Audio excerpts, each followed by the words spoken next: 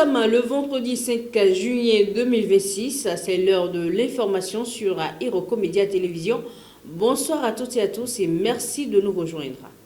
À la une de cette édition de nouvelles régulations au Burkina Faso, une tragédie migratoire au Niger, la tournée diplomatique de Romuald Wadaï en Afrique de l'Ouest, la question du retour des réfugiés entre la RDC et le Burundi, du sport avec l'espoir de la Côte d'Ivoire face à la France, ainsi que l'actualité en Albanie et aux États-Unis. Merci de rester nous suivre pour les détails.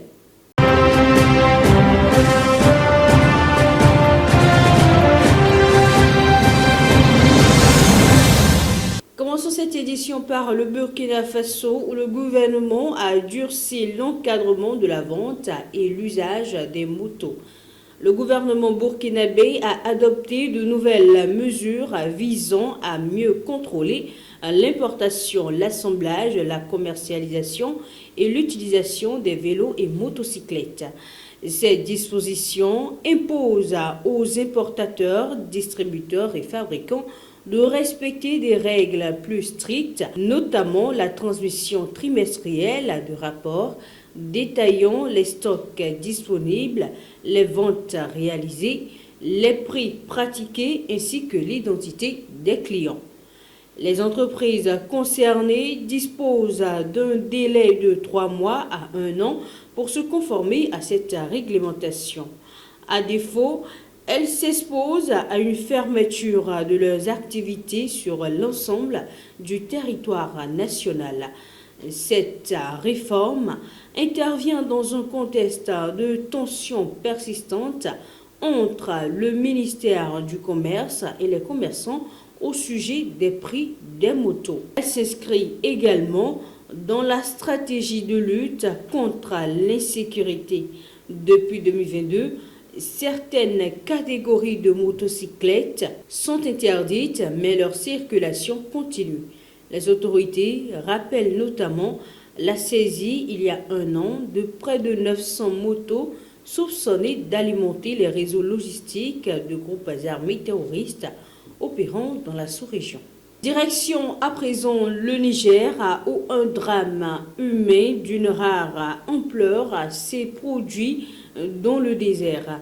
49 migrants ont péri dans le désert d'Agadez. Une tragédie humaine s'est produite dans le désert de la région d'Agadez, près des frontières maliennes et algériennes. 49 ressortissants nigériens ont perdu la vie après que le camion qui les transportait depuis Aruba au Mali est tombé en panne et s'est égaré en pleine zone désertique. Les victimes rentraient dans leur famille pour célébrer la fête de l'Aïd. Privés d'eau et confrontés à des températures extrêmes, les passagers sont restés bloqués durant plusieurs jours dans un environnement particulièrement hostile.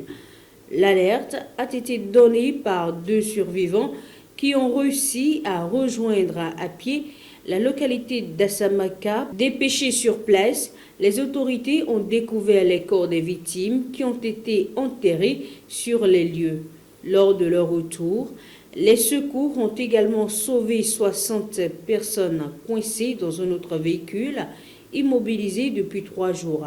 Ce drame rappelle les dangers mortels des traversées du désert dans cette région particulièrement marquée par de telles tragédies.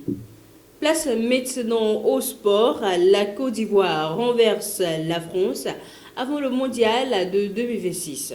À 1 semaine de la Coupe du Monde 2026, la Côte d'Ivoire a signé une victoire de prestige en battant la France 2-1 lors d'un match amical à Nantes.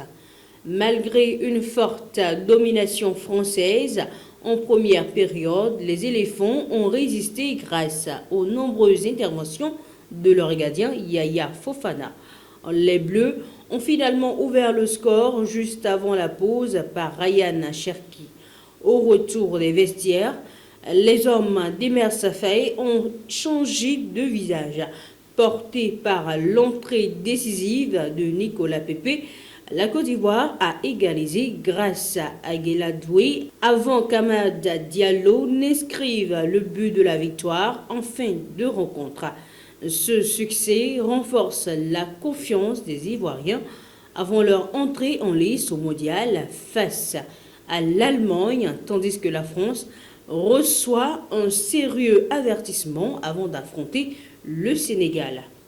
Et pour terminer cette édition, cap sur les États-Unis, 700 millions de dollars ont été décaissés pour relancer l'industrie du charbon. L'administration de Donald Trump a annoncé un plan de 700 millions de dollars pour soutenir l'industrie du charbon qu'elle considère comme un levier essentiel de la souveraineté énergétique américaine. Le programme prévoit la modernisation de 13 centrales existantes, la construction de nouvelles installations en Alaska et en Virginie occidentale, ainsi qu'un terminal charbonnier en Californie. De nouveaux permis miniers seront également délivrés.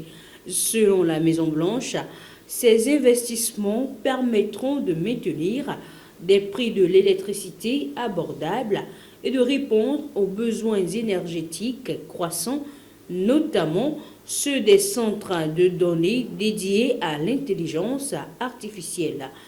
En revanche, les défenseurs de l'environnement et plusieurs élus démocrates dénoncent une mesure favorable aux industries polluantes, estimant qu'elle freine la transition vers des sources d'énergie plus propres.